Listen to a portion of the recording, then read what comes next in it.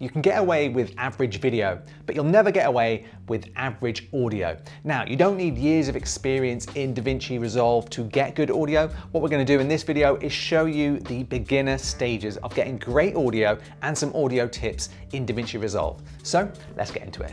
Most people spend hours and hours getting their video looking good, and they spend hardly any time on the audio at all, maybe just tweaking it very slightly. So what we're going to show you in this video is the basics. Basic little tweaks that you can make to DaVinci Resolve to get the best out of your audio. And by the end of this video, you'll be an expert already. Step 1, understanding the timeline. Every clip you add to your timeline will have video and audio. You'll have video on top and audio underneath. Now, if you want to edit the audio, you can drag the audio clip, trim it, or even separate it from the video if needed. Keeping your timeline organized makes things so much easier later on. Step 2, adjusting the audio levels. Now, one of the easiest improvements you can make is setting up your audio levels correctly.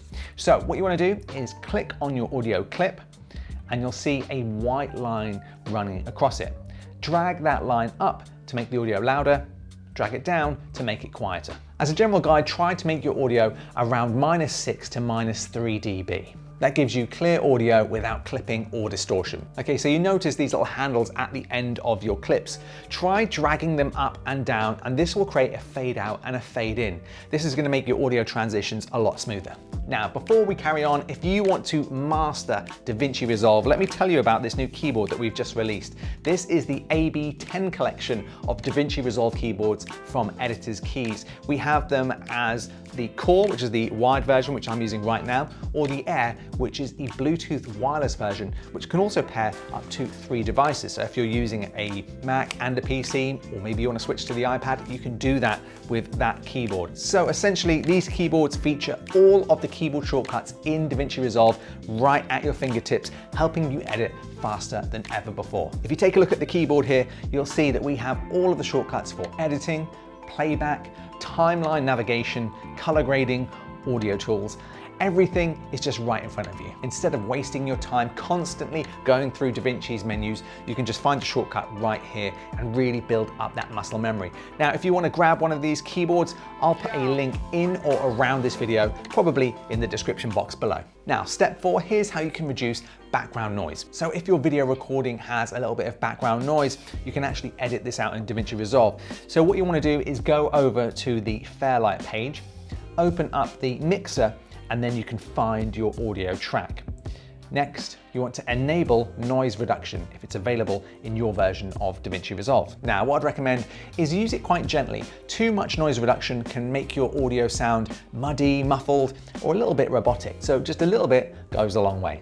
A lot of people have been asking us how our DJI Osmo Action 6 footage looks so good. So in this video, we're gonna break it down. We're gonna go over all of the settings and image tweaks that you need to make to get. A lot of people have been asking us how our DJI Osmo Action 6 footage looks so good. So in this video, we're gonna break it down. We're gonna go over all of the settings and image tweaks that you need to make to get. Step 5, and this is a big one, you should add some background music to really elevate your video.